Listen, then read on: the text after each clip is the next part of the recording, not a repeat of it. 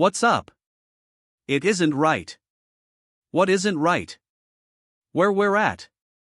We're way off. Really? What do you think? You've achieved everything, you get a little gold in your pocket. Did I say that?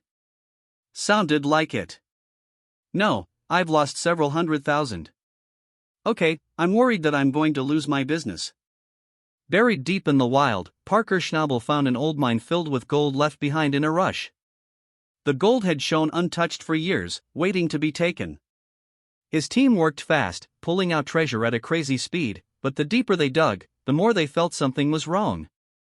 Then they found it, odd tools, strange marks, and signs that warned them to stop. Tune in as Parker uncovers a dark secret so big it could change the past and bring danger to those who dig too deep, the mine that was never meant to be found. At first glance, everything about this place screamed jackpot. Thick veins of gold lined the rock walls, gleaming even in the dim light. No old-school tools, no sign of mercury, just pure, raw treasure waiting to be taken. Parker didn't hesitate, he claimed every last bit for himself. But gold comes at a price, and what he unearthed wasn't just wealth, it was a mystery wrapped in danger.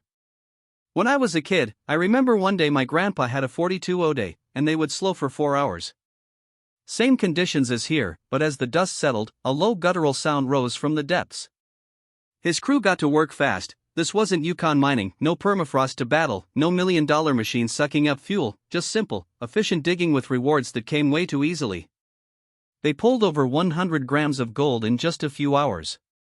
It felt like stealing from history itself. But then something fell off. The deeper they dug, the more questions surfaced. Who left this mine behind? Why did no one ever come back?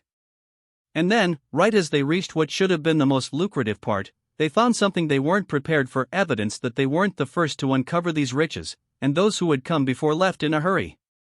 Then came the massive dig. Another miner in the area, desperate to hit the bedrock, had been working for weeks, pouring everything he had into a single hole, a hole that kept sucking up money faster than it gave back gold. It was a high-stakes gamble, the kind Parker knew all too well. He watched closely, knowing how easily fortunes could flip from rich to ruin. But here's the kicker, the deeper Parker's team went, the clearer it became that this wasn't just an abandoned mine, it was a time capsule frozen in history. The rock formations didn't line up with modern geological maps. The tools they found were too advanced for the period. Someone had been here before, and they had left something behind, something more valuable than gold. Kano's team, the other miner on site, was just as desperate. If they could pull 5 or 6 kilos of gold in one haul, they'd be set. But it was never just about the money. It was about the chase, the thrill of knowing that something massive was just within reach. I'm amazed at the pans we had further downstream. We spent millions of dollars stripping to get to ground like that, and they're just scooping it up off the side of the riverbank. Crazy. Every scoop of dirt was either a step toward fortune or a reminder of how fast things could go wrong. Parker had been in tight spots before, but this was different. There was an energy in that mine, something that whispered of past miners who had tried and failed. And yet, with every passing hour, his instincts told him to keep going. Because what if this was the one? What if this was the site that could make history? The ground got more unstable the deeper they dug, the closer they got to something that had been waiting beneath the surface for centuries. And then, they hit the bedrock, the final layer, before either striking it rich or walking away empty-handed. This was it. And there it was, the gold, more than they had expected, more than any mine in the area had produced in decades. But the real discovery wasn't just the gold. It was what they found alongside it, artifacts, markings that didn't belong to any known mining operation. Someone had been here before, long before modern miners ever set foot in this land, and they had left behind a secret that Parker wasn't sure he wanted to uncover. With riches in hand, Parker had a choice to make: take the gold and walk away, or keep digging, keep risking, and chase something even bigger. He'd spent his whole life mining, but some treasures aren't meant to be found. Some discoveries rewrite history, and some mines are abandoned for a reason. Tensions grew among the crew.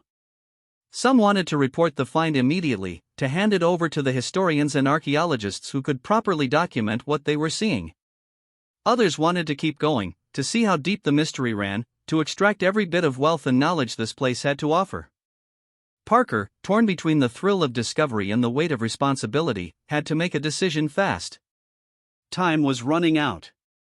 Then came the first real setback. The deeper they dug, the more unstable the ground became.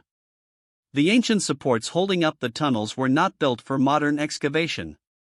Cracks ran through the walls, dust filled the air, and then a portion of the mine caved in, sealing off part of their path and forcing them to rethink their entire approach. They were dealing with something more than just old rock and dirt. They were fighting against time itself, against the very earth that had hidden these secrets for centuries. By now, Parker wasn't sure if they were digging for gold or for answers. His crew, exhausted and on edge, kept working, each of them knowing they were part of something far bigger than they had signed up for. But the question lingered in the back of everyone's mind: were they prepared for what they were about to find? Days turned into weeks, and every ounce of gold they pulled out of the mine was another reminder of how much was at stake. The artifacts, carefully documented but never fully understood, raised more questions than they answered. And then, just as they were about to wrap up, they hit something they never expected: a chamber, sealed off from the rest of the mine, untouched, disturbed, waiting. What they found inside changed everything. This was more than a gold mine. This was something ancient, something lost to time. And Parker knew in that moment that he had a choice: take the gold and leave, or step into the unknown and uncover the truth buried beneath the surface. Mining isn't just about gold. It's a fight to stay on top of the battle for mining supremacy. Back in the early days, Todd Hoffman and his crew stormed into the gold mining scene with more enthusiasm than sense. They barely scraped together 15 ounces of gold, which wasn't even close to the big payday they dreamed of. That first season was brutal: no experience, bad luck, and a whole lot of reality checks. But instead of quitting, they doubled down, ready to risk everything again. I thought we were done, looking like idiots, but nope, we're still got a little bit of that to go. On their journey to become miners, it hit like a sledgehammer. Just when the Hoffmans thought they were getting the hang of it, they lost their claim at Porcupine Creek. Dakota Fred Hurt swooped in, took over, and basically kicked them to the curb. Instead of licking their wounds, they hustled to Quartz Creek and clawed out nearly 100 ounces of gold. Meanwhile, a teenage upstart named Parker Schnabel was making moves at Big Nugget Mine, showing up the veterans and proving he wasn't just a kid playing in the dirt. The Hoffmans weren't messing around anymore. They pulled in over 800 ounces, a massive leap from their rookie year. Parker, still sharpening his skills, managed nearly 200 ounces. This wasn't just about luck anymore. It was about strategy, grit, and knowing when to take risks. The competition was officially on. Parker, no longer content with playing it safe, pushed himself to haul in over 1,000 ounces. He was making a statement. Todd Hoffman and his crew had their best haul yet, but their numbers were starting to look small next to Parker's rise. The pressure to perform was starting to feel heavier, and the rivalry was no longer just friendly competition. Parker shattered expectations with more than 2,500 ounces. The Hoffmans, refusing to be left in the dust, racked in nearly 1,400 ounces.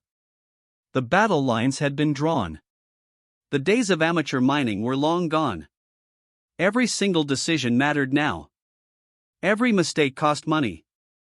Every setback felt personal. Parker's dominance reached new heights. He pulled in more than 3,300 ounces. Proving he was no longer a rising star, he was the one setting the standard. Tony Beets, a veteran who had been in the game for years, added more than 700 ounces to his growing empire. The competition was fierce, but it wasn't just about who could mine the most, it was about survival in a business that took everything from those who weren't ready. Season 8 was a game changer. Parker's team obliterated expectations with more than 6,200 ounces, and Tony Beets wasn't far behind, stacking up over 3,600 ounces. The scale of these operations had grown into something unimaginable. What started as a handful of guys with shovels had turned into multi-million-dollar mining empires, and the pressure to keep performing was relentless. Parker shattered more records, pulling in over 7,400 ounces, proving once again that he was the undisputed leader in the game. Tony Beets followed with more than 4,000 ounces, keeping the fight alive. These weren't just numbers, they were statements of power. The gold was flowing, but the stress was mounting, and the cracks were starting to show. Season after season brought new challenges, but the results spoke for themselves. Parker's team pulled in more than 7,500 ounces, Tony Beats remained a powerhouse with over 3,000 ounces, and Rick Ness, now proving himself as a leader, crossed the 1,000-ounce mark. The pressure wasn't letting up, and every move had to be calculated perfectly. Parker's team hit over 8,300 ounces, their biggest season yet. Tony Beats, never one to be left behind, racked up more than 4,600 ounces. Rick Ness wasn't slowing down either, surpassing 2,000 ounces. The game was evolving, and the miners had to evolve with it. Another ruthless battle for dominance saw Parker's team lock in more than 8,100 ounces, Tony Beats dominate with over 5,000 ounces, and Rick Ness continue proving his mettle with more than 1,000 ounces. The gold was still out there, but it was getting harder to find, and every misstep could mean the end of a season's worth of work. But this show was never just about the gold, it was about the fights, the betrayals, and the rivalries that made it impossible to look away. At the end of the day, something needed to change. I really don't care right now, a deal is made, we'll stick to this one, good enough. These miners weren't just chasing treasure, they were fighting for pride, for respect, and for the right to call themselves the best. Jim Dorsey and Greg Remberg's fight in Season 1 was just the beginning. When the gold wasn't coming and patience wore thin, tempers exploded. Dorsey couldn't take it anymore and finally snapped. Remberg wasn't backing down, and before long, fists were flying. Dorsey left for good, but the rest of the crew made sure he wouldn't forget them. They tore down his cabin in a final act of frustration. Another unforgettable clash came with Dave Turin and Trey Polson, who had always butted heads, but splitting into separate teams turned their rivalry toxic. Turin's side struggled while Polson's team hit gold. The frustration boiled over into an all-out fight. Turin took the worst of it and walked away, leaving the Hoffman crew forever. This wasn't just about the gold anymore, this was personal. Parker Schnabel and Tony Beats had their own legendary feud. Parker once saw Tony as a mentor, but Beats was never the type to hold anyone's hand. When Tony shut down Parker's wash plant, Parker retaliated in the only way he knew how, by dumping dirt on Tony's land. It was a warning shot, a sign that Parker wasn't going to roll over and let the old guard push him around. Another explosive moment came when foreman Kendall Madden called out Johnny Stan for slacking off, and the confrontation spiraled fast. Stan wasn't about to take the criticism lying down, and the fight nearly derailed the entire operation. Madden later tried to smooth things over, but the damage had already been done. The deeper Parker dug, the stranger things got. He could take the gold and leave the buried fortune and hidden truths, but nobody knew this mine existed, at least not in recent history. It was buried under layers of time, hidden behind a jungle of overgrown trees and thick brush. Most people would have walked right past it, but not Parker. His instincts told him to stop, to take a closer look, and when he finally cleared the entrance and stepped inside, what he saw sent shivers down his spine. Of course, Parker wasn't about to let an opportunity like this slip away. He rallied his crew, got the gear in, and started digging, and the payoff was massive. Within hours, they had already pulled out hundreds of grams of gold. Compare that to the backbreaking work they usually had to do in the Yukon, and this was a dream come true, no frozen ground, no fuel-burning machinery, just pickaxes, shovels, and instant reward. But then the questions started creeping in: why had this place been abandoned? Who walked away from a literal gold mine, and why were there strange relics scattered around? Things that didn't belong, things that made no sense. The deeper they dug, the weirder it got. Tools that didn't match the era, carvings that looked way too sophisticated for the time period. It was like stepping into a time capsule that held more than just gold. Then there was Kano, a fellow miner who had been going all in on a separate dig nearby. The guy was burning through resources, desperate to hit bedrock, gambling on the idea that there was something big waiting for him. Parker knew that feeling all too well. The line between striking it rich and losing everything was razor thin. Mining wasn't just about the gold, it was about knowing when to push forward and when to walk away. But Parker wasn't about to turn back. He had come too far, uncovered too much,